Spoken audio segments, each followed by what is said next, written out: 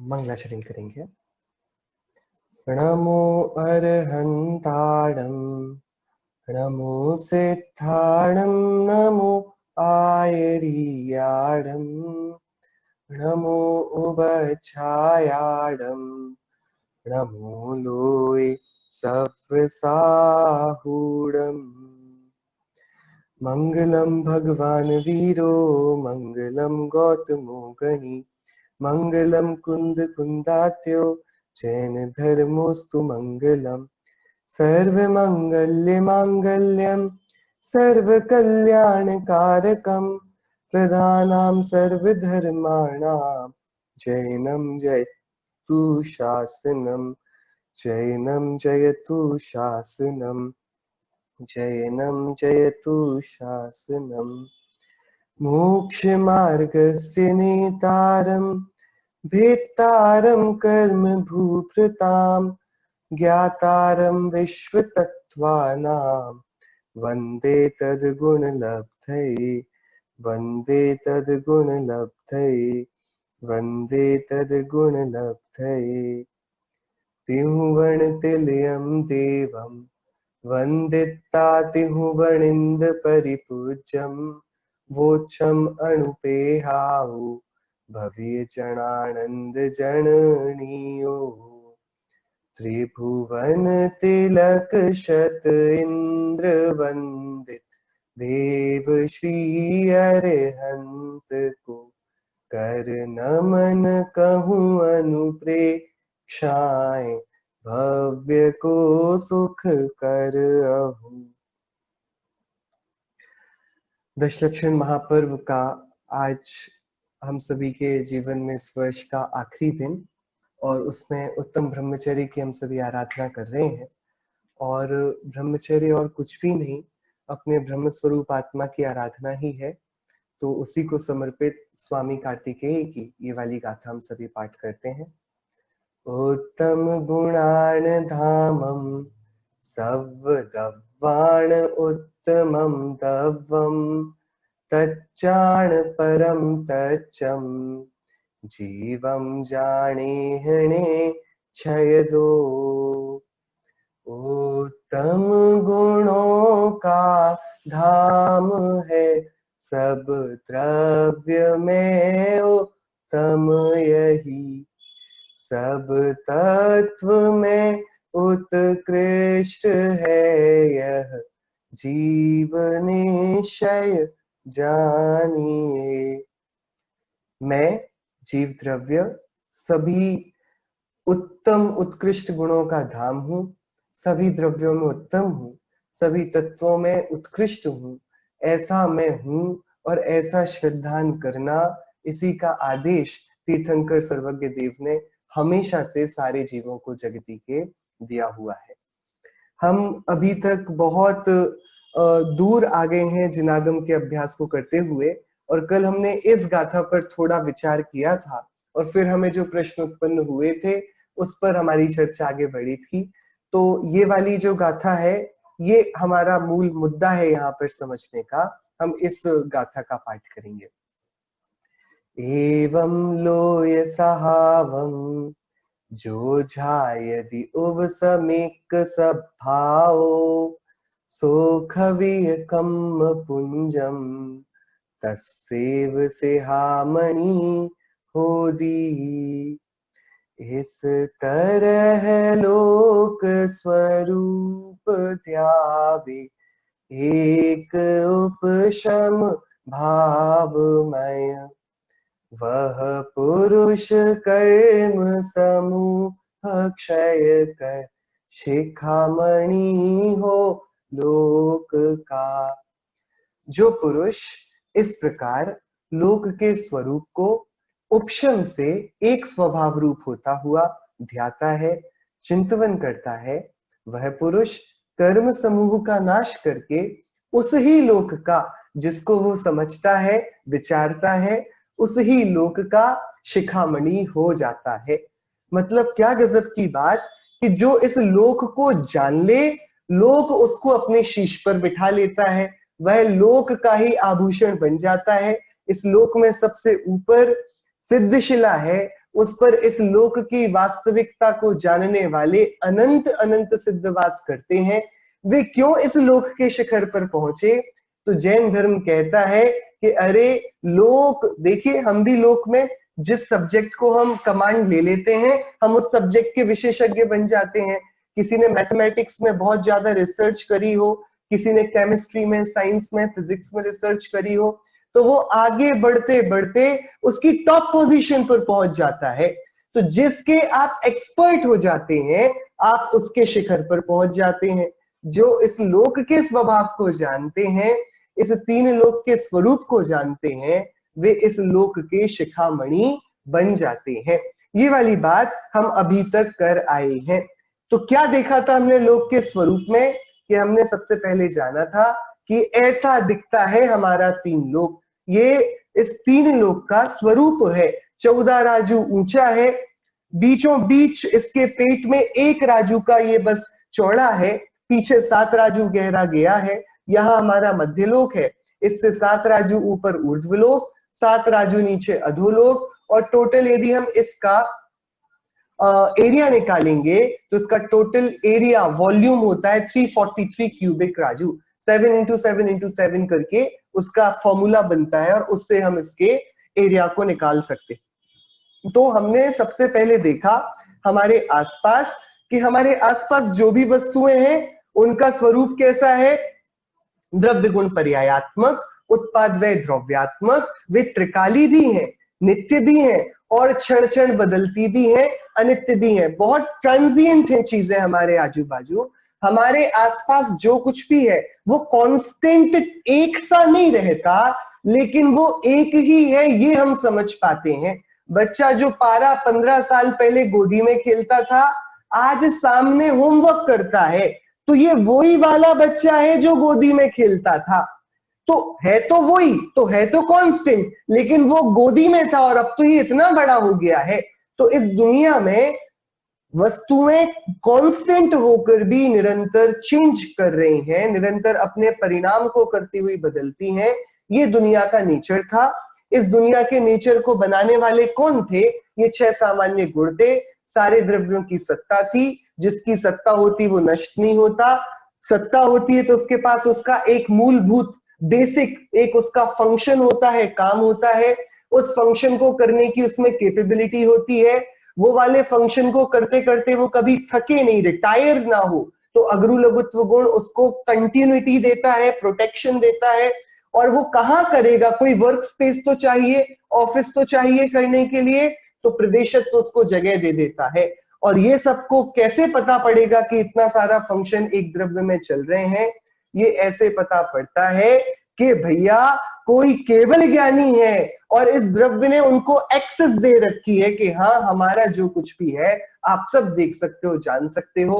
तो वे केवल ज्ञानी इस द्रव्य को देखते हैं, क्योंकि इस द्रव्य में जानने जाने की शक्ति है, ज्ञान में आने की शक्ति है। इस कारण द्रव्य गुण पर्याय वाले पूरे वस्तु आ गई।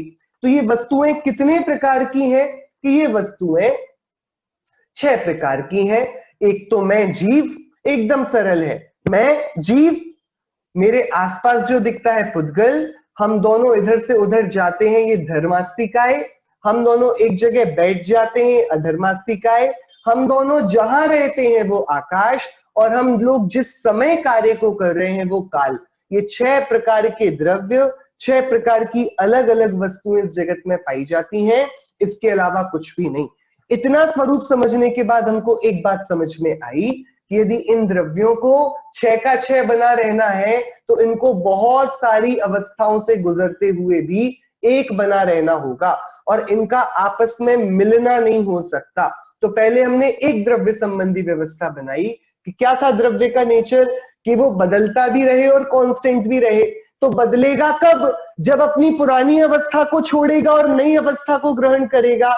हमने उसको बोला कि जो पास्ट है ना वो चला गया, उसका अभाव हो गया, अब वो बचा नहीं द्रव्य में। वो जो बच्चा सामने बैठा है ना वही सच है, और जो एल्बम में छोटा सा फोटो में दिखता है वो बच्चा तो गया। वो वाली अवस्था दोबारा उसका बचपन नहीं आएगा।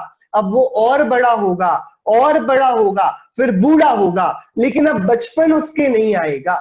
तो प्राग भाव ने बोला द्रव्य की पास्ट की पर्याय खत्म हो गई, यानी अब दोबारा नहीं होंगी। हाँ, वो केवल ज्ञानी थे ना, वो अपने ज्ञान में जान सकते हैं। क्यों? कि प्रमेयत्व गुण ने पूरे द्रव्य की एक्सेस उनको दे रखी है, तो वे द्रव्य की पूरी हिस्ट्री और पूरा फ्यूचर निकाल सकते हैं। He has the access.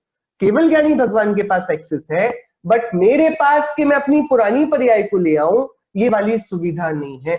और ऐसे ही फ्यूचर को भी प्रेजेंट टच नहीं कर सकता, अपने अपने टाइम पर प्रेजेंट होता जाता है, जो फ्यूचर था वो प्रेजेंट बन के पास्ट होता जाता है, और इससे एक द्रव्य नित्य भी रहता है और बदलता भी रहता है।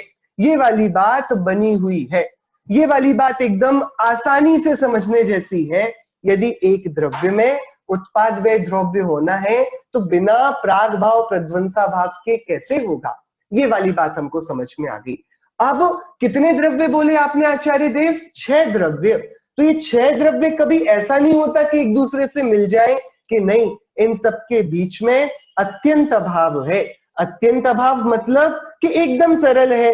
ये पेन है ना, इसमें प्लास्टिक भी और मेटल भी है, ये दोनों नहीं मिलते ना, इनके बीच अन्योन्य भाव है। ये दोनों पुद्गल के बीच अन्योन्य भाव होता है ना, कि एक साथ होते हुए भी मिलते नहीं। ऐसे सारे द्रव्यों के बीच अत्यंत अभाव होता है कि एक साथ रहते हैं और मिलते नहीं। तो अब द्रव्य 6 है और 6 के ही बने रहेंगे, कोई एक दूसरे का काम लेगा नहीं, और इसके कारण ऊपर की जो पूरी व्यवस्था बनी वो प्रॉपर बन पाती है। आई होप यहां तक किसी को भी कोई डाउट नहीं होगा, क्योंकि ये मूलभूत है। ये नहीं समझ में आया तो फिर क्या मतलब गड़बड़ हो जाएगी हमारे साथ। एक क्वेश्चन है कि मेरी प्रेजेंट पर्याय वो पास्ट के रिजल्ट से है, ये वाली बात को समझने के लिए हमको समझना पड़ेगा। देखिए, आप इस बात को समझिए, पास्ट की पर्याय हमने मान ली यहां पर 4 नंबर की, ठीक है, और प्रेजेंट नंबर की पर्याय होनी है 5 नंबर की, राइट? आप बोल रहे हो ये जो 5 नंबर की पर्याय हुई है ना, इसको 4 नंबर की पर्याय ने किया, ठीक है? एकदम सिंपल है। मतलब मान ले हम 4 नंबर की है पानी की ठंडी पर्याय, और 5 नंबर में वो गर्म होने लगा, राइट? तो ठंडा पानी ने पानी को गर्म कर दिया क्या? 4 नंबर में तो वो ठंडा था, वो जो खुद ठंडा है वो इस पानी को गर्म कैसे कर देगा? जो ठंडा है वो गर्म कर पाएगा क्या? और दूसरी बात, ये 5 नंबर की जब पर्याय आ गई है तो 4 नंबर की है क्या? आप सबने रेलवे प्लेटफॉर्म देखा है? रेलवे प्लेटफॉर्म पर हम प्लेटफॉर्म नंबर 1 पर खड़े हुए हैं, ठीक है? अभी यहां पर एक ट्रेन आई हुई है जो दिल्ली जाती है, वो खड़ी हुई है। अब इसी प्लेटफॉर्म पर एक मुंबई जाने वाली ट्रेन भी आने वाली है। अब ये दिल्ली वाली ट्रेन खड़ी हुई है, तो क्या मुंबई वाली ट्रेन आ सकती है? कि अरे कैसे बात करते हो, एक ही प्लेटफॉर्म है तो एक बार में एक ही ट्रेन रहेगी ना। ऐसे ही एक द्रव्य की एक बार में एक पर्याय रहती है। तो जब या तो 4 नंबर की पर्याय होगी या 5 नंबर की, 5 नंबर की पर्याय हुई है। हमें ऐसा लग रहा है कि 5 नंबर की पर्याय को 4 नंबर की पर्याय ने किया। लेकिन भैया चलो, दिल्ली वाली ट्रेन आगे बढ़ गई, मुंबई वाली ट्रेन आई, तो ये बात ठीक है कि जब दिल्ली वाली ट्रेन आगे बढ़ी तब मुंबई वाली ट्रेन के आने की जगह हुई। लेकिन दिल्ली वाली ट्रेन ने मुंबई वाली ट्रेन को खींच के थोड़ी लाया है, वो तो पीछे वेटिंग में खड़ी थी ना। इसका न होना, 4 नंबर की पर्याय का चला जाना, यही 5 नंबर की पर्याय का हो जाना है। लेकिन ये बोलना कि इसने इसको किया, तो भाई जब ये हुई तब ये तो थी ही नहीं, और जो था ही नहीं वो कैसे करेगा? आप समझिएगा इस बात को, जो है ही नहीं। आप बैठे थे और अचानक से आपके रूम में क्या हुआ, जो स्विच था ना लाइट का वो अपने आप बंद हो गया। अब आपके बाजू में आपका बच्चा बैठा, आप उसको चिल्लाते हो कि तुमने स्विच को बंद क्यों किया? कि अरे मैं स्विच के पास था ही नहीं, मैं था ही नहीं तो मैंने बंद कैसे किया? ऐसे ही जो पर्याय चली गई है वो दूसरी पर्याय को कैसे करेगी? ये तो पॉसिबल ही नहीं होगा ना। बात समझने की है। देखो बहुत खतरनाक बात है। देखो अभी मुझे बहुत तेज गुस्सा आ रहा है, क्रोध की पर्याय है ना, और थोड़ी देर बाद आपने मुझे समझाया और मैं शांत हो गया। तो 4 नंबर की पर्याय है गुस्से की और 5 नंबर की पर्याय है शांत होने की।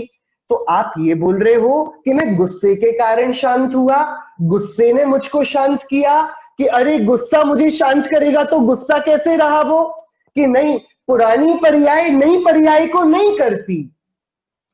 हाँ, जब ये पुरानी पर्याय जाती है तभी नई पर्याय आती है। हम इसको कहते हैं कि हाँ पुरानी पर्याय चली गई इसलिए नई पर्याय आ पाई, तो ये पुरानी पर्याय ने इस नई पर्याय को किया, ऐसा कहने में आता है। दिल्ली वाली ट्रेन ने प्लेटफॉर्म खाली किया तो मुंबई वाली ट्रेन आ पाई।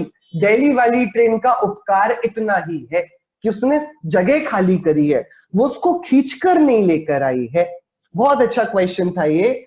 हमारा वर्तमान क्या हमारे भूतकाल के कारण नहीं होता, कि ऐसा देखने में लगता तो है लेकिन नहीं, दो अलग अलग टाइम की पर्याय एकदम अलग अलग हैं और उनकी स्वयं की स्वतंत्र योग्यता है।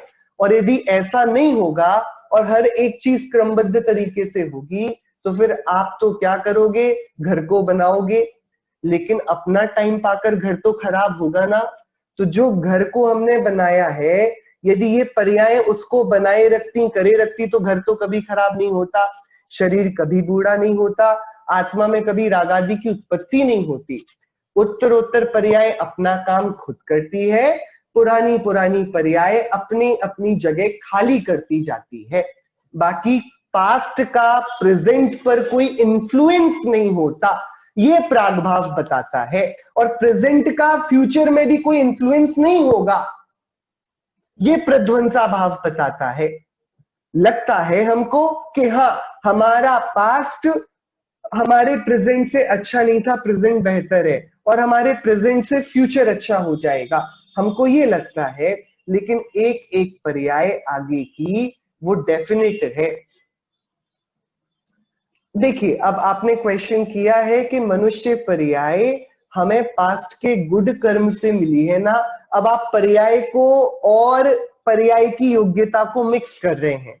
देखिए दो चीजें हैं, इफेक्ट का क्या मतलब है हमने कल देखा था ना, हम वापस आज उसको देखेंगे। इफेक्ट को हम समझेंगे कि निमित्त उपादान क्या होता है। आपको एक बात बताता हूं, बड़ी गजब की बात है। जब कोई मुनिराज मोक्ष मार्ग में आगे बढ़ते हैं ना तो वे ध्यान लगाते होंगे आत्मा का। तो जैन दर्शन में उसके 14 स्टेजेस बोले हैं। हम सब 14 गुण स्थानों में हैं। गुण स्थान और कुछ नहीं, आत्मोत्थान की हम आगे बढ़ते जाते हैं ना तो प्रमोशन की स्टेजेस हैं। आत्मा अच्छे अच्छे कार्यों से अपनी आराधना से कैसे मोक्ष मार्ग में आगे बढ़ेगा, और फिर जब वो टॉप पर पहुंच जाएगा तो संसार खत्म हो जाएगा। तो कितने लेवल तक जाना होता है, 14 लेवल्स तक। अब क्या होगा, कोई मुनिराज है वो ऑलरेडी 7th लेवल पर है, 7वें गुण स्थान पर है। 7वें गुण स्थान से अब उन्होंने शुक्ल ध्यान लगाया और उन्होंने श्रेणी चढ़ना शुरू किया। श्रेणी चढ़ना शुरू किया, वे 8वें गुण स्थान में आए, 9वें गुण स्थान में आए, 10वें गुण स्थान में आए, 11वें गुण स्थान में आ गए। 11वां गुण स्थान होता है जब आत्मा पूरी तरह कषाय से नष्ट, कषाय से एकदम शून्य हो जाता है, आत्मा पूरा वीतरागी हो जाता है। उसके ना राग बचता है, ना क्रोध, ना मान, ना वेग, ना लोभ, ना नो कषाय, ना बड़ी बड़ी क्रोध मान माया लोभ कषाय। आत्मा एकदम निर्मल हो जाता है। ठीक है, तो 11वें गुण स्थान का नाम है उपशांत मोह। हम में से जब भी आप लोग आगे पढ़ोगे तब आप लोगों को ये वाली बात पढ़कर बहुत आनंद होगा, जब भी आप गुण स्थान बाद में पढ़ोगे। तो वे 11वें गुण स्थान में मुनिराज कैसे हो गए, वीतरागी, एकदम निर्दोष। लेकिन अब वस्तु का परिणमन ही ऐसा है कि जो उपशम श्रेणी चढ़ते हैं ना मुनिराज, वे 11वें के ऊपर नहीं जा सकते। 11वें गुण स्थान में जो पहुंचा दैट इज द टॉप, उसके नीचे ही आना होगा, उससे ऊपर रेजिस्टेंस हो जाता है, क्योंकि उन्होंने कर्म का नाश नहीं किया, उन्होंने कर्म को दबाया। तो दबा हुआ है तो कब तक दबा रहेगा, मिट्टी पानी में दबी रहे, थोड़ा सा भी हिलेगा पानी तो उड़कर ऊपर आ जाएगी ना। तो उनका कारण क्या होता है कि भाई 11वें गुण स्थान का समय जैसे ही पूरा हुआ वैसे ही उनके आत्मा में अपने आप कषाय उत्पन्न होने लगते हैं।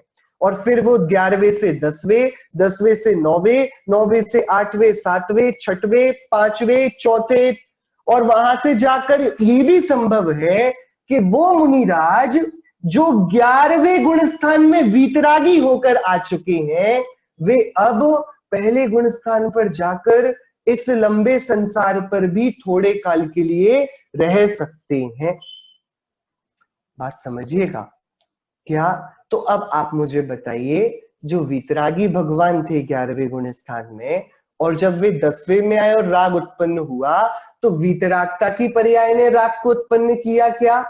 कि अरे वो तो निर्दोष थे, उन्होंने तो ना क्रोध किया, ना मान, ना माया, ना लोभ, ना कोई इच्छा, ना हास्य, ना रति, ना वेद, कुछ भी उन्होंने नहीं किया। फिर ये राग उठा कैसे? कि अरे सुनो, प्रध्वंसा भाव है, वर्तमान में है वे वीतरागी, लेकिन भविष्य में उनकी पर्याय में राग आना है, तो वर्तमान की वीतरागता उस राग को नहीं रोक सकती। ये तो हुआ पर्यायों की स्वतंत्रता का क्रम, राइट? पहली बात हम समझे, हम पहले पर्यायों के सीक्वेंस पर डिसीजंस ले रहे हैं यहां पर, एक के बाद दूसरी, दूसरे के बाद तीसरी, तीसरी के बाद चौथी, ऐसी पर्याय लाइन से चलेगी ना? तो चलेगी तो तीसरी के बाद चौथा तब आएगा जब तीसरी चली जाएगी, और जो है ही नहीं वो चौथी को कैसे करेगी? ये जब चली जाएगी तभी तो चौथी आएगी। तो एक पर्याय दूसरी पर्याय को नहीं करती। ये वाली बात ठीक है? यहां तक ठीक है? अब जो आप कर्म की बात कर रहे हो और हमारा वर्तमान में हम अच्छा करेंगे तो भविष्य अच्छा होगा, वो वाली बात पर्याय के सीक्वेंस पर कैसे सेट होगी? उसके लिए तो हमने वाली चर्चा कल उठाई थी ना, कि भैया आप बोलते हो कि एक द्रव्य दूसरे द्रव्य का नहीं करता, तो हमको किस बात का डर, किस बात की परेशानी? हमको ना कोई डरा सकता है, ना हमारा कोई सुख शांति छीन सकता है, कुछ भी नहीं करता। फिर आप हम लोगों को इतना डराते क्यों हो कि आप बुरा करोगे तो नरक चले जाओगे, अच्छा करोगे तो स्वर्ग चले जाओगे, भगवान जैसा करोगे तो मोक्ष चले जाओगे? जब मेरे बिना किए सब कुछ अपने आप इस जगत में होता है और मैं चाहूं तो भी कुछ नहीं कर सकता इस जगत में, फिर ये कर्म किस चिड़िया का नाम है? और फिर ऐसा क्यों बोलते हैं कि मेरे आज के परिणाम मेरे कल का निर्माण करेंगे? आप तो बोल रहे हो कि प्रध्वंस भाव है, राइट? यही तो वैलिड क्वेश्चन है ना, और ये उठना चाहिए। आपने क्वेश्चन पूछा, इसका मतलब है कि आपने विचार किया है, और ये गजब की बात है। क्या लिखा आचार्य कुंकुन देव ने रयनसार ग्रंथ में? उन्होंने, पता है, उनसे पूछा गया आचार्य कुंकुन देव से, आचार्य देव पुण्य कैसे बंधेगा? आचार्य देव बता रहे थे कि देखो, तुम क्रोध करते हो, मान करते हो, हिंसा करते हो, झूठ करते हो, चोरी करते हो, इन सब से बहुत पाप बनता है, और तुम अपने आप को बहुत कष्ट में, पीड़ा में ले जाते हो, तो ये तो बड़ी गड़बड़ वाला काम करते हो। तो उसने बोला, आचार्य हम ये नहीं करें तो हमें कुछ ऐसा बताओ जो प्रशस्त हो, जो अच्छा हो, जो हमको करना चाहिए। तो आपको क्या लगता है आचार्य ने क्या बोला होगा? पक्षियों को दाना दो, गरीबों को थोड़ा पैसा बांटो, मंदिर में जाके थोड़ा पूजन भजन करो, थोड़े दयालु बनो, दान दे दो, यही तो बोला होगा आचार्य कुंकुन देव ने, कि नहीं? कौन बोल रहा है? आचार्य कुंकुन देव। हम आज जितने भी मंदिरों में जिन भी प्रतिमाओं के दर्शन करते हैं ना, उन सारी प्रतिमाओं में ऐसी कोई प्रतिमा नहीं है जिसमें आचार्य कुंद देव का नाम ना हो। प्रशस्ति में सारी जिनेन्द्र देव की प्रतिमाएं आचार्य कुंद देव की पुनीत परंपरा में प्रतिष्ठित कही जाती हैं।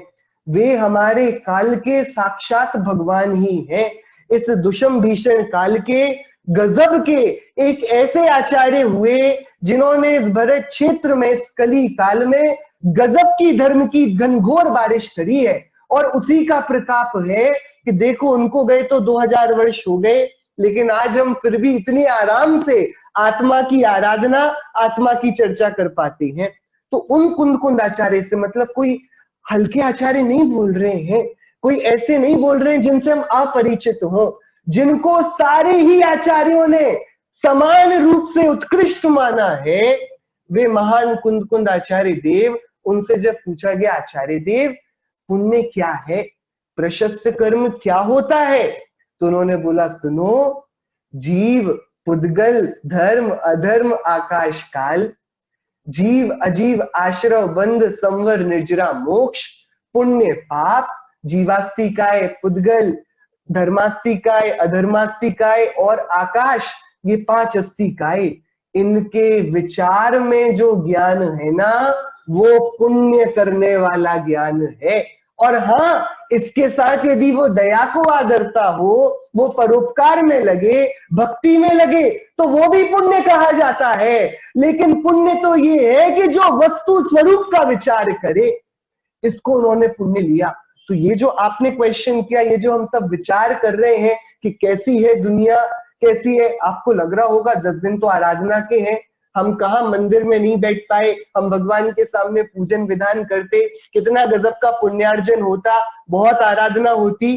तो भैया सुनो, सारे आचार्य इस बात से एक मत हैं कि देखो भक्ति आदि में तो बहुत अनुष्ठान करनी है, भगवान की पूजन विधान में तो बहुत योगों की प्रवृत्ति होती है, बहुत अनुष्ठान होते हैं, द्रव्य लाना, नृत्य करना, बोलना, गाना, ये सब होता है ना, उसमें तो कषायों की फिर भी तीव्रता रह जाती है।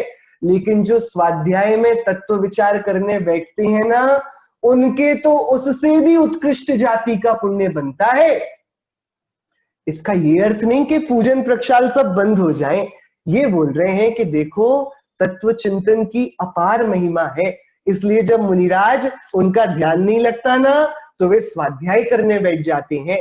ज्ञान ध्यान तपो रक्त, उत्कृष्ट तप किसे बोला है? स्वाध्याय परमो तप, स्वाध्याय परम तप है। तो यूं ही तो नहीं बोल दिया गया होगा कि 6 द्रव्यों का विचार, ये प्रश्न उठना कि क्या मेरे भूतकाल से वर्तमान पर कोई फर्क पड़ता है, क्या मैं जो आज करूंगा उससे कल बनेगा, ये विचार, ये प्रश्न, ये बहुत पुण्यशाली जीवों को आता है। ये कैसे पूरी दुनिया में सारे कार्य होते हैं, क्या स्वरूप है इस दुनिया का, क्या स्वरूप है मेरा, ये जो विचार करते हैं वे इस विचार मात्र में ही बहुत सारा पुण्य का आश्रव करना शुरू कर देते हैं। पर हम सब पुण्य बांधने थोड़ी यहां बैठे हैं, हम सबको तो पाप हो या पुण्य सब काट कर मोक्ष कैसे पहुंचे।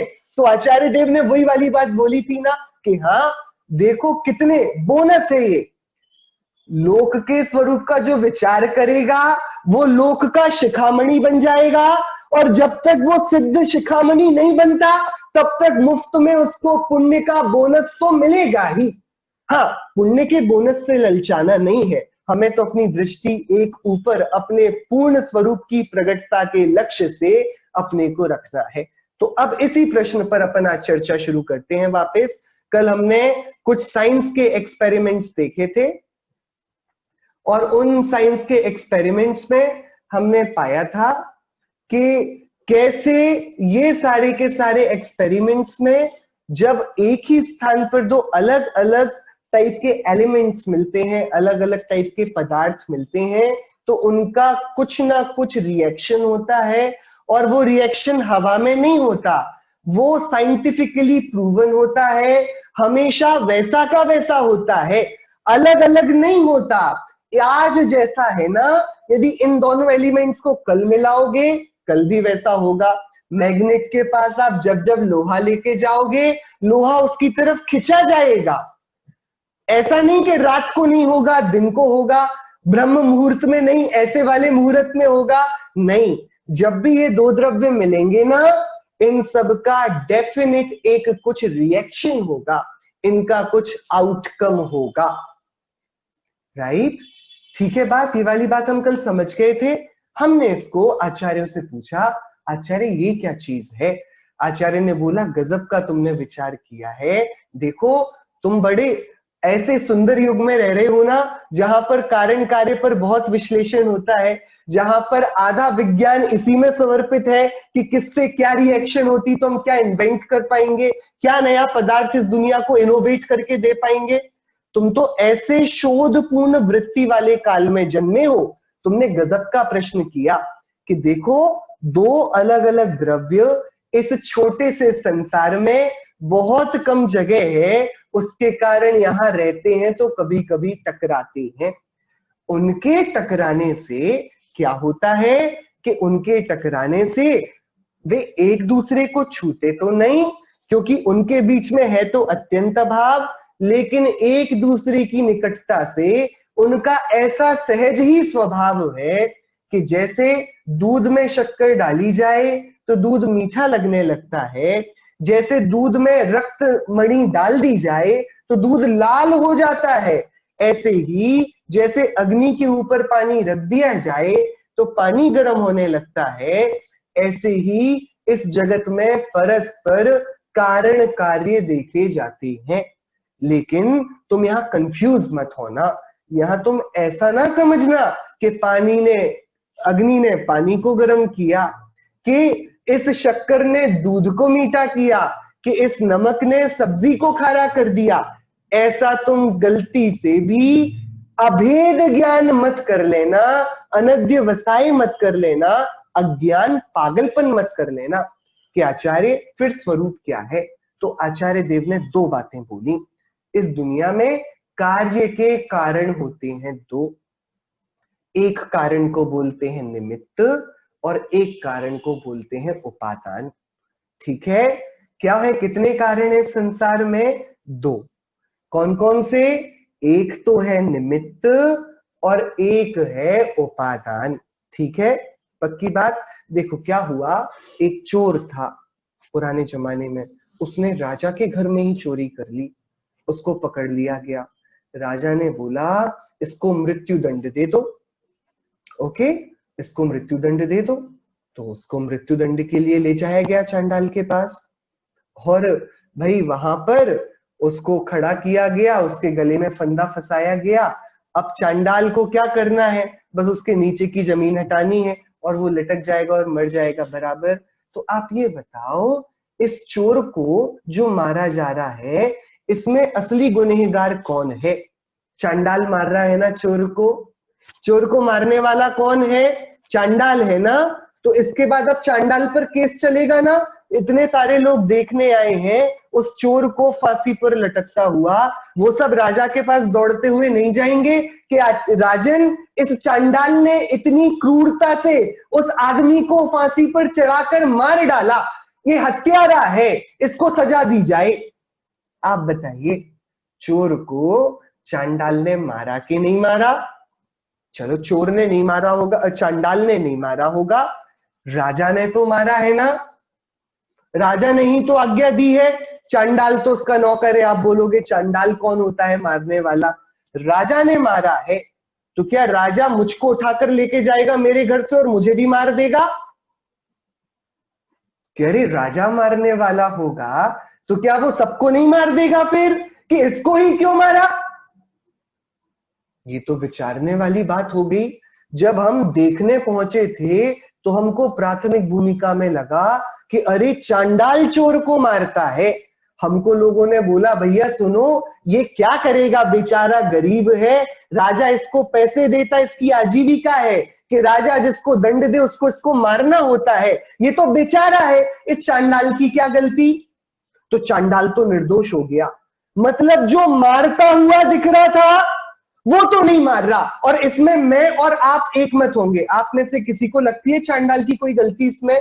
इतने सारे लोग हम सभी यहाँ बैठे हैं, हम में से किसी को लगता है कि चांडाल की गलती है? चांडाल पर एक मृत्यु का केस चलना चाहिए ना, किलिंग का कोई तो केस होना चाहिए उस पर, कि हम में से कोई भी नहीं बोलेगा कि नहीं उसकी कोई गलती ही नहीं। अरे सामने मारता हुआ दिख रहा है फिर भी नहीं मार रहा। हमने पहला सिद्धांत समझा, जो करता हुआ दिखे जरूरी नहीं कि वो कर रहा हो। पक्की बात, ये तो एकदम सरल हो गया ना, कि जो दिखता है करता हुआ जरूरी तो नहीं वो करता हो। दिख रहा है कि चांडाल मारता है, लेकिन भैया चांडाल तो निर्दोष है। चलो हम थोड़े आगे बढ़े, हमने उससे पूछा ठीक है चांडाल नहीं मारता तो राजा होगा, बड़ा क्रूर राजा है, कैसे अपनी प्रजा के लोगों को मारने का आदेश दे देता है।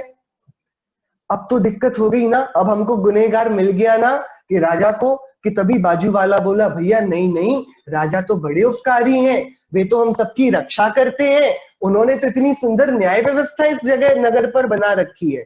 अरे जब तुम्हारा राजा इतना उपकारी है तो इस आदमी को चढ़ाता क्यों है फांसी पर? क्यों ऐसी आज्ञा देता है कि अरे सुनो भैया क्या करें, इस आदमी ने ही चोरी करी। अच्छा, तो इस चोर को मारने वाला कौन है? कि अरे चोर को चांडाल ने नहीं मारा, चोर को राजा ने नहीं मारा, चोर को चोर ने मारा।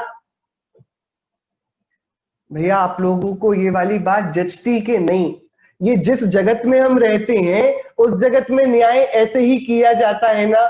एक बच्चा स्कूल में होमवर्क नहीं करके ले गया, टीचर ने बुलाया उसको और टीचर ने बोला भैया शो मी योर हैंड, और उसको मारा। अब तो मारा नहीं जाता, हमारे बचपन में मारा जाता था बहुत, राइट?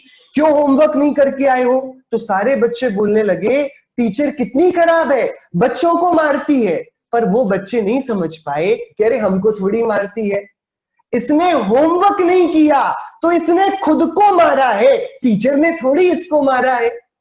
टीचर तो निर्दोष है ना। खतरनाक है भैया। वापस अभी तो आप लोगों को ये वाली बात लगेगी कि ठीक है, लेकिन मैं अब आपको एक विचार सोचने को देता हूं। कमठ यानी कि काल संवर देव पार्श्वनाथ भगवान पर पत्थर बरसाता है, पार्श्वनाथ भगवान पर उपसर्ग करता है। बताओ, कमठ पार्श्वनाथ भगवान पर उपसर्ग करता है, कैसा पापी है ना? बोलो भैया, अब बात अपन को थोड़े विचार में लेनी पड़ेगी। हम तो यहाँ ये समझना चाह रहे हैं कि इस दुनिया में इतने विविध कार्य होते देखे जाते हैं। भगवान आपने जो व्यवस्था बताई उस व्यवस्था के हिसाब से तो कोई किसी को करता नहीं, लेकिन हम यहाँ देखते हैं कि काल संवर देव पार्श्वनाथ मुनिराज पर पत्थर बरसाता है। हम देखते हैं चांडाल चोर को फांसी पर चढ़ाता है। हम देखते हैं टीचर बच्चों को पनिशमेंट देती है। आप ऐसा कैसे बोलते हो कि एक द्रव्य दूसरे द्रव्य का कुछ नहीं करता? आचार्य ने बोला भैया सुनो, थोड़ा विचार करो, थोड़ा तो सोचो। यदि टीचर बच्चों को मारती होती तो वो बाकी सारे बच्चे क्यों अपनी जगह पर बैठे हैं, एक क्यों सामने है? विचारने जैसी बात है ना। यदि चांडाल लोगों को मारता है तो इतनी भीड़ जो लोगों को देखने के लिए खड़ी है उस फांसी को, ये छिपकर घर में क्यों नहीं दुबक जाती कि चांडाल इनको पकड़ के ना चढ़ा दे? ये लोग इतने निर्भीक कैसे खड़े हैं चांडाल के सामने कि इनको पता है ना चांडाल नहीं मारता। अरे हम निर्दोष हैं, हमने चोरी ही नहीं करी, चांडाल कैसे हमको मारेगा? ऐसे ही बताओ, महावीर भगवान पर तो काल संवर पत्थर बरसाने नहीं जाता, आदिनाथ भगवान के सामने भी कोई देव उपसर्ग करने नहीं आता। ये पार्श्वनाथ मुनिराज के पास काल संवर देव क्यों आया? बड़ा बेकार है ना काल संवर देव। भैया आप लोग विचार करिए थोड़ा। हम सब दुनिया में हम सब दुनिया में ये देखते आए हैं कि इसने मेरा बुरा कर दिया, इसने मेरा बिगाड़ दिया। यहां जब हमने इस सुंदर 16 वस्तुओं की व्यवस्था समझी ना, 6 सामान्य गुण, 6 द्रव्य, 4 अभाव, जब हमने ये समझा ना, तब हमको पता पड़ा भैया हम तो कुछ जानते ही नहीं थे, हम तो कैसे पागलपन में बैठे थे। हमने आज तक समझा कि कमठ कितना बुरा था। उसने कितना उपसर्ग किया ना पार्श्वनाथ मुनिराज हमारे भगवान पर। हीरो तो हो गए हमारे पार्श्वनाथ मुनिराज कि भैया उन्होंने उपसर्ग करने पर भी भागे नहीं, वे ध्यान में लगे रहे। और बुरा कौन हो गया, विलेन कौन हो गया? कमठ, काल संवर देव, कि वो अपने भगवान पर उपसर्ग कर रहा है। लेकिन कोई ये नहीं पूछता कि भैया इन पर उपसर्ग क्यों होता है। कोई तो कारण होगा ना कि अपराध यदि किसी का है उपसर्ग होने का, तो ये किसका है? ये वाली बात विचार की है, बहुत गहरे विचार की है।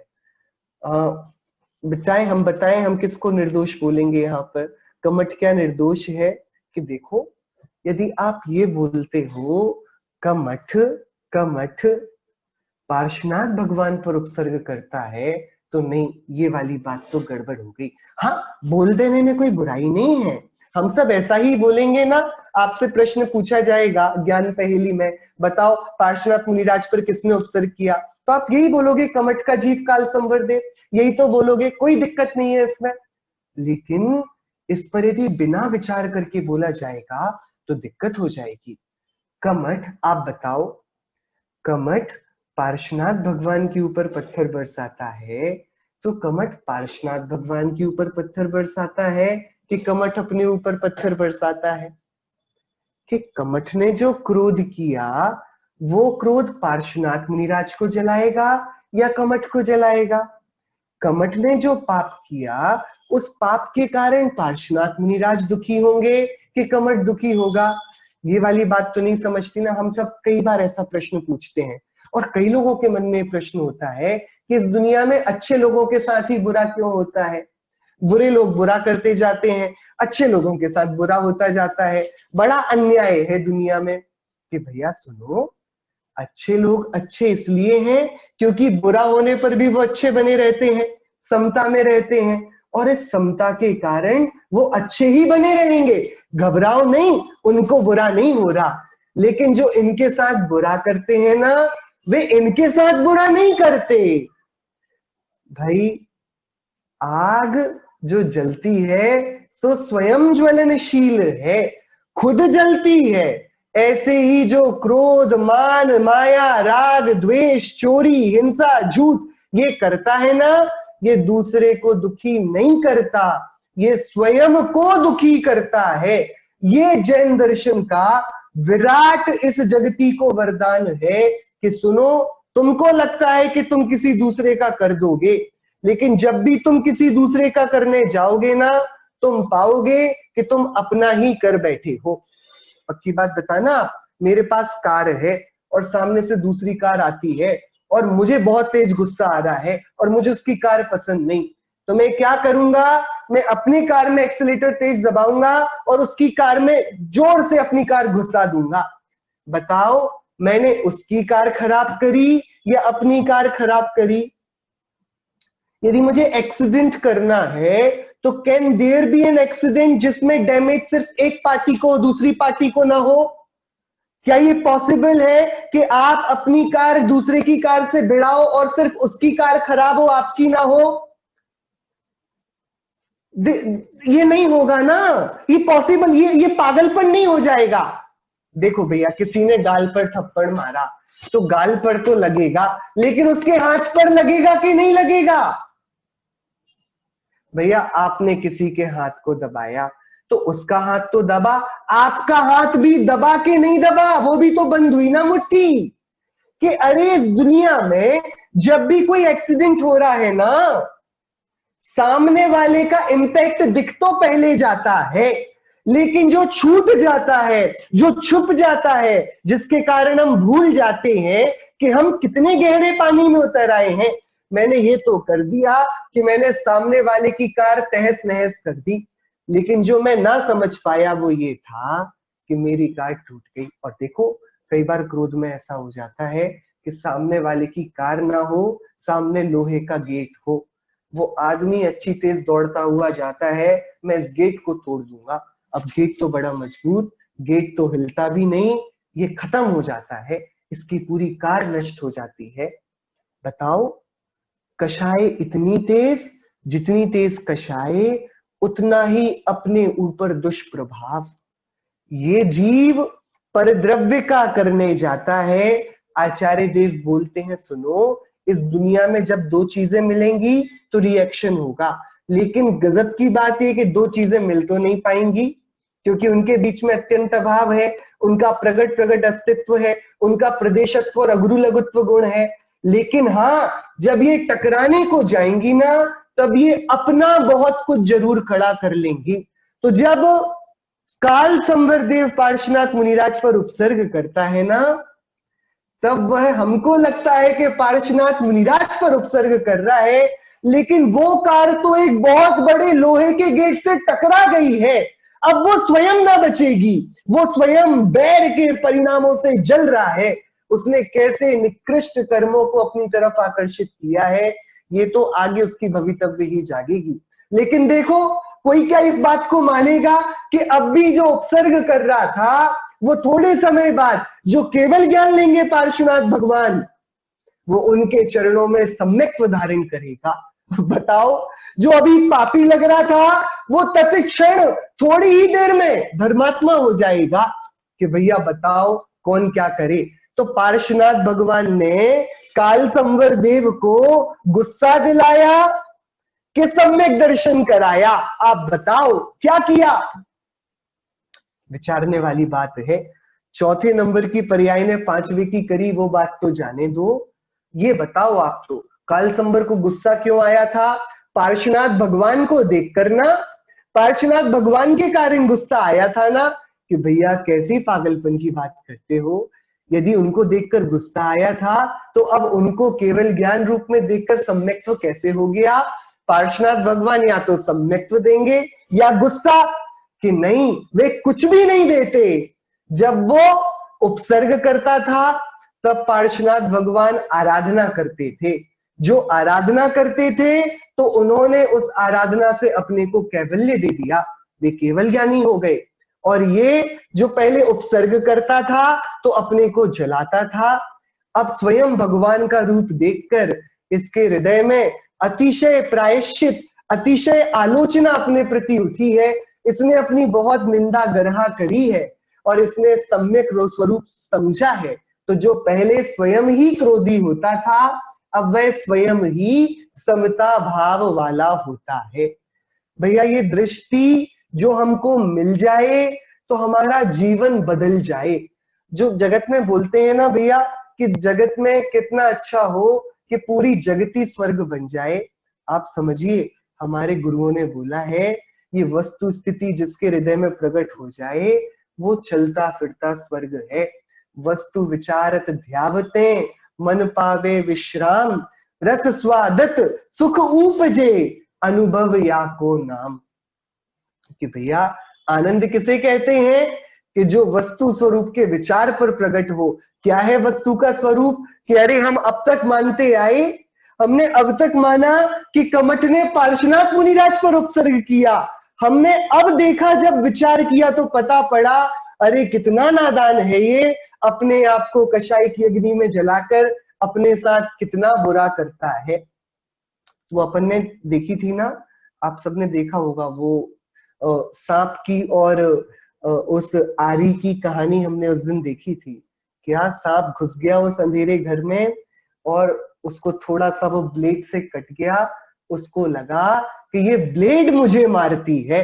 अब उसको वस्तु स्वरूप तो पता नहीं, उसको ये नहीं पता कि मैं ही इसके बाजू से निकला तो मुझे कट गया, मैं दूर से चलता देखकर चलता तो क्या बात थी। उसको लगा नहीं यहाँ कोई शत्रु बैठा है मुझसे बैर निकालने और ये मुझे मारने के लिए बैठा है, मारने के लिए बैठा है तो अब इससे बदला तो निकाला जाएगा। तो देखो पहले हुआ अपने प्रति किसी का अपराध नहीं, अपनी ही भूल से हुई अपनी असावधानी, अज्ञान इतना कि उस असावधानी का दोषारोपण ब्लेम गेम हम दूसरे के साथ खेल लेते हैं। और जब वो हमारे ब्लेम का एक हमको एक स्थान मिल जाता है कि इसके कारण मैं दुखी हूं, हम उसके ऊपर अटैक करते हैं। तो सांप ने भी उस ब्लेड के ऊपर डंक मारा डसने के लिए, उसकी जीभ कट गई। उसको लगा ये तो बड़ा भयंकर क्रूर शत्रु है। उसने अपने आप को उस ब्लेड से लपेट लिया कि मैं इसका तो गला घोट कर मार दूंगा, लेकिन वो आरी थी, आरी नुकीली, ये उससे लिपटा और उसको कसता गया और आरी इसको काटती गई। सांप को लग रहा है कि वे दूसरे से बदला लेता है, लेकिन आचार्य देव कहते हैं भैया सुन, इस जगती में दूसरे का कौन क्या कर पाया है। देखो सांप ना समझ पाने के कारण अपनी भूल को स्वयं अपना अहित करता है, यहाँ कोई दूसरा करने वाला नहीं है। आप लोगों को यहाँ तक की बात समझ में आई या नहीं आई? आई होप यदि कोई डाउट है तो हम बहुत आराम से यहाँ विचार करें।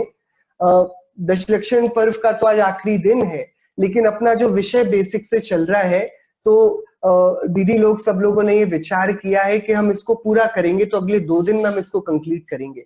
तो हम आराम से इसको समझेंगे, कोई जल्दबाजी नहीं है। लेकिन जो ये समझ में आ गया ना, तो जो 2 दिन बाद आएगी ना उत्तम क्षमा, हम लोग तो आज से ही बोलने लग जाएंगे और वो तो हर दिन बोलनी चाहिए।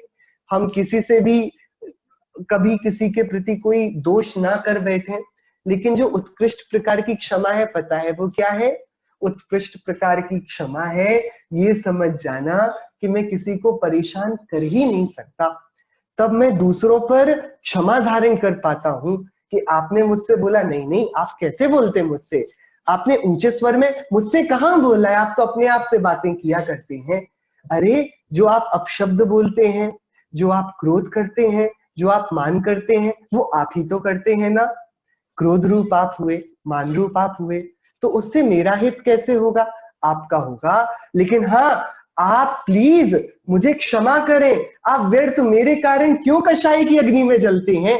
आप नहीं समझ रहे, आप अपने साथ कैसा अहित करते हैं। और देखो, अब मैंने समता रूपी सखी का साथ पाया है, अब मैं किसी के दोष नहीं देखूंगा। कोई मेरी चमड़ी निकालता हो और उसमें नमक भर देता हो और मेरे से बहुत विपरीत वचन कहता हो, मुझे धर्माराधना ना करने देता हो, मेरे पूरे परिवार को नष्ट करता हो, मैं ये समझूंगा कि नहीं, वो मेरा कुछ कर नहीं सकता, क्योंकि वस्तु व्यवस्था में ये उपाय, ये प्रावधान है ही नहीं कि कोई किसी का कुछ कर पाए। बात बहुत विचार की है। उत्तम ब्रह्मचर्य का दिन है ना। अब आप देखो, इससे अच्छा ब्रह्मचर्य क्या होगा कि हम तो संसार में विषय लंपटता को अब्रह्म कहते हैं, कि कोई किसी का स्पर्श करे, उसने कुशील किया, उसने अब्रह्म किया। लेकिन देखो जगत की वस्तु व्यवस्था, एक द्रव्य दूसरे को छुए ये कोई बात ही नहीं बनती। अरे जगत के छहों द्रव्य त्रिकाल ब्रह्मचारी है, वे अपना अपना काम करते हैं, दूसरे का कोई काम नहीं करता, नहीं करता, नहीं कर सकता, नहीं करेगा। लेकिन हाँ, मेरा ब्रह्म ये है कि इतने सुंदर ब्रह्मचर्य रूप को देखकर भी मैं उनका शील हरण करने जाता हूं। मैं स्वयं होती हुई वस्तु व्यवस्था को बदलने जाता हूं। मैं अपने अज्ञान से बदलने जाता हूं दूसरों को, बदल जाता हूं खुद। हूं मैं शांत स्वभावी, बन जाता हूं आकुलता रूप, बन जाता हूं क्रोध रूप। क्षमा छूट जाती है, मान छूट जाता है बहुत दूर, मार्दव आर्जव बहुत दूर छूट जाता है, शुचिता बहुत दूर छूट जाती है। रह जाता है क्रोध, रह जाता है मान, रह जाती है माया, रह जाता है लोभ। क्यों? किसी दूसरे ने दिया कि नहीं, दूसरा दे, वे सब तो अपने अपने ब्रह्मचर्य में सुरक्षित रहते हैं, मुझे क्या देंगे। लेकिन हाँ, देखो क्या हुआ, एक गिद्ध, बड़ा पक्षी, बड़ा, ठीक है, वो पेड़ पर बैठा है और पेड़ के नीचे राम और सीता और लक्ष्मण मुनिराज को आहार देते हैं। वो गिद्ध मुनिराज को आहार लेता देखता हुआ इतना प्रसन्न होता है, ऐसा विचार करता है कि अहो क्या गजब का ये दृश्य है, ज्ञानी जनों का ये आपसी कैसा उत्कृष्ट व्यवहार है, क्या ये भावनाओं का उत्कृष्ट रूप है, क्या कर रहे हैं यहाँ पर। काश मैं ऐसा कर पाता, मैंने समय, हाँ, काश मैं ऐसा कर पाता, मैं भी इन मुनिराज को आहार दे पाता। और वो ऐसा सोचता है और उसको जाति स्मरण होता है, उसको अपना पूर्व भव याद आता है, जब उसने बहुत विप्लव किया था, दिगंबर मुनिराजों पर उपसर्ग किया था, और वो मूर्छित होकर जमीन पर गिरता है। जो जमीन पर गिरता है, मुनिराज के चरणों की आसपास की धूल से मानो उसका पूरा शरीर स्वर्णिम हो जाता है। अब वो तो एक अलंकार है, कोई पक्षियों का शरीर स्वर्णिम हो जाए तो गजब का चमत्कार ही होगा, और दिगंबर मुनिराज तो चलते फिरते स्वयं में चमत्कार है, क्यों ना होगा। लेकिन वास्तविक चमत्कार क्या हुआ, आप ये विचार करो। गिद्ध था और वो अभी मुनिराज को देखकर प्रसन्नता जो हुई ना उसके, इस प्रसन्नता को किसने किया, कि गिद्ध ने ही तो किया ना, क्योंकि इस पेड़ पर ढेर और पक्षी बैठे हैं, ये सब तो प्रसन्न नहीं होते। ये ही क्यों प्रसन्न होता है, मुनिराज के चरणों में लौटकर सम्यक तो बाकी तो ग्रहण नहीं करते, यही क्यों सम्यक्त्व लेता है। मुनिराज के चरणों के आशीर्वाद से व्रत और कोई तो नहीं लेता, इसने अणु व्रत कैसे ले लिए। तो बताओ, उस गिद्ध के उपकारी वे मुनिराज हैं कि गिद्ध स्वयं है, कि अरे उसने स्वयं ही अच्छी भावना करी, उसने स्वयं ही अपने हृदय में भक्ति लाई, उसने स्वयं ही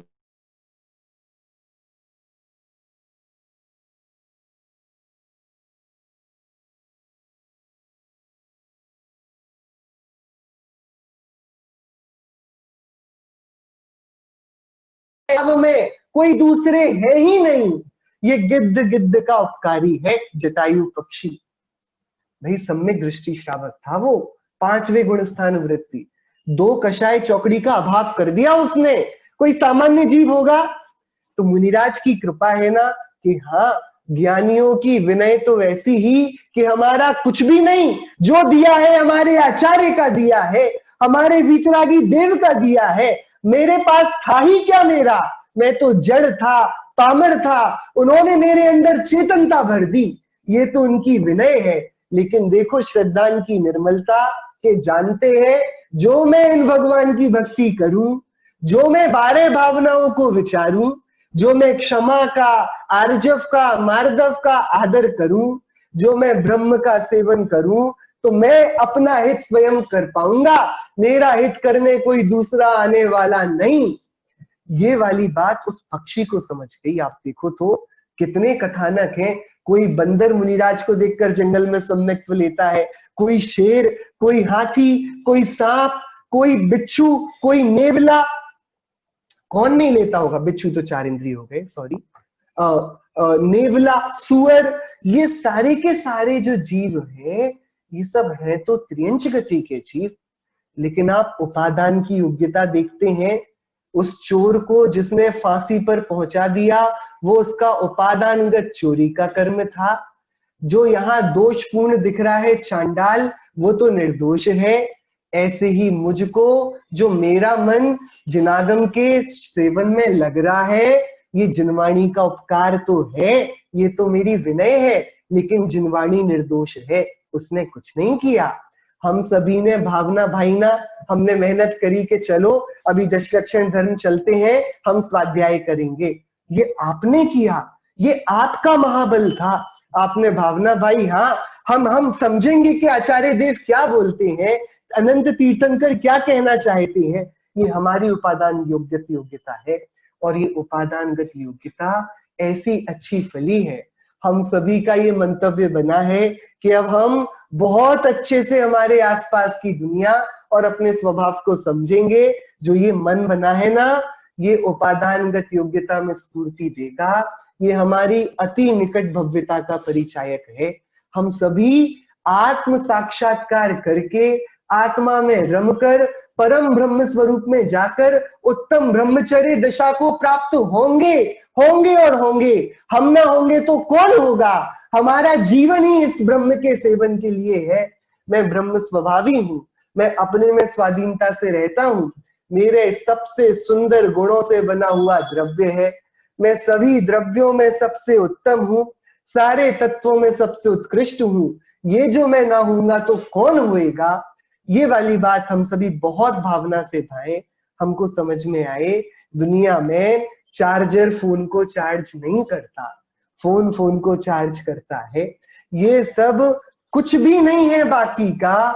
दुनिया में ये जो कुछ भी होगा स्वयं होगा। निमित्त उपादान का क्या अर्थ है? मैंने अभी तक इनकी परिभाषाएं इसलिए नहीं बताई ताकि हम सब परिभाषाओं में उलझ जाते हैं, हमको लगता है कोई और ये चीज है। नहीं, हमारा कार्य रूप परिणमना। जैसे मुझे गुस्सा आया, ये मैं हो गया उपादान। जिसने क्रोध किया वो है उपादान।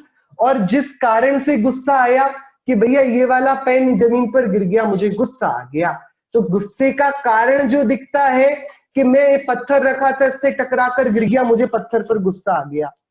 तो जिसके कारण कार्य होता दिखता है वो तो निमित्त है, कैटलिस्ट है, वो तो दूर का है। लेकिन जो स्वयं कार्य रूप परिणमता है ना, जो स्वयं कार्य करता है, वो उपादान है। और कार्य का असली करने वाला, दोषी या फिर उसका पूरा क्रेडिट जिसको दिया जाए, वो उपादान है। वो वह द्रव्य स्वयं है, निमित्त नहीं है। अपन इस पर विचार करेंगे कल और, क्योंकि अपना प्रश्न तो अभी रह गया कि हमारा वर्तमान हमारा भविष्य नहीं बनाएगा, क्या हम जो अभी करेंगे उसका कल पर इम्पैक्ट नहीं होगा। अभी तो हमने सिर्फ इतना समझा है कि अलग अलग काम करते हुए लोग दिखते हैं, एक दूसरे का काम करते। लेकिन हम थोड़ा विचार करें तो संवर देव पार्श्वनाथ मुनिराज पे उपसर्ग नहीं करता, वो अपने पर करता है, और पार्श्वनाथ मुनिराज अपने पर आत्मा आराधना करते हैं। ये दोनों दिखते हैं एक दूसरे का करते हुए, अलग अलग है। ऐसे हमने आज सिर्फ इसका प्रायोगिक इंडिपेंडेंट कैसे इनका कार्य होता है ये समझा है। अब इसके कारण जो पूरी कर्म थ्योरी बनेगी और उससे बहुत सुंदर 7 तत्वों की चर्चा जो निकलेगी, अपन उसकी चर्चा कल और परसों में पूरा करके ये जैन दर्शन के सारभूत चर्चा को पूरा करेंगे। आइए, अभी समय बहुत हो गया, जिनवाणी स्तुति करते हैं। अभी क्वेश्चन आया है, चार्जर फोन को चार्ज कैसे नहीं करता? आप थोड़ा विचार करिएगा। यदि फोन की चार्जिंग केबल ही खराब हो जाए उससे, जिससे वो इनपुट लेता है, तो चार्जर क्या करेगा? और चार्जर भी हो, फोन भी हो और लाइट नहीं हो, फिर कैसे चार्ज होगा? बहुत सारे कारण है ना, ये एक दूसरे का काम नहीं करते। हम उस पर और विचार करेंगे। चलिए, अभी हम जिनवाणी स्तुति करते हैं। ये दयानंद राय जी कृत जिनवाणी स्तुति, और ये अपने आप में एक अनूठी जिनवाणी स्तुति है।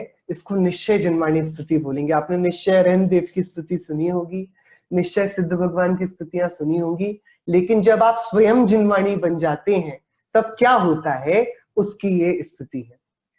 री मेरे घट ज्ञान घनागम छायो, री मेरे घट ज्ञान घनागम छायो, शुद्ध भाव बादल मिल आए, शुद्ध भाव बादल मिल आए, सूरज मोह छिपायो, री मेरे घट ज्ञान घना गम छायो, अनहद घोर घोर गरजत है, अनहद घोर घोर गरजत है, भ्रम आताप मिटायो, समता चपला चमकनी लागी, समता चपला चमकनी लागी, अनुभव सुख झर लायो, री मेरे घट ज्ञान घना गम छायो, सत्ता भूमि बीज समकित को, सत्ता भूमि बीज समकित को, शिव पद खेत उपायो, उद्धत भाव सरोवर दी से, उद्धत भाव सरोवर दी से, मोर सुमन हर्षायो, री मेरे घट ज्ञान घना गम छायो, भव प्रदेश ते बहुदिन पीछे, भव प्रदेश ते बहुदिन पीछे, चेतन पिय घर आयो, ध्यानत सुमति कहे सखियन सो, ध्यानत सुमति कहे सखियन सो, यह पावस मोहि भायो, री मेरे घट ज्ञान घना गम छायो, री मेरे घट ज्ञान घना गम छायो। अरे मेरे हृदय में ये आगम रूपी ज्ञान घन छा गया है, और इसके कारण प्रदेश प्रदेश में जो बहुत काल पहले छूट गया था, वो चेतन प्रिया घर आ गया है। सुमति कहती है सखी से कि मुझे ये ज्ञान के अभ्यास की ऋतु भा गई है, और मेरे घर में आज चैतन्य देव प्रकाशित हुए। बोलिए द्वादशांग मई जिनवाणी माता की जय हो। 9 बार नमोकार मंत्र।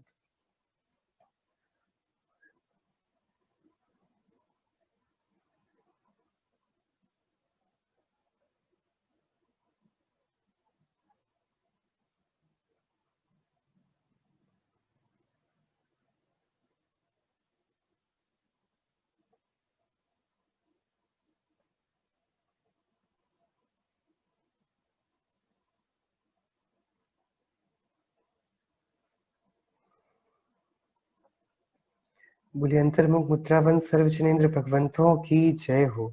द्वादशांग में जनवाणी माता की जय हो। समस्त वीतरागी भावलिंगी महामुनि राजों की जय हो। महान जैन धर्म की जय हो। दशलक्षण महापर्व की जय हो। उत्तम ब्रह्मचर्य धर्म की जय हो।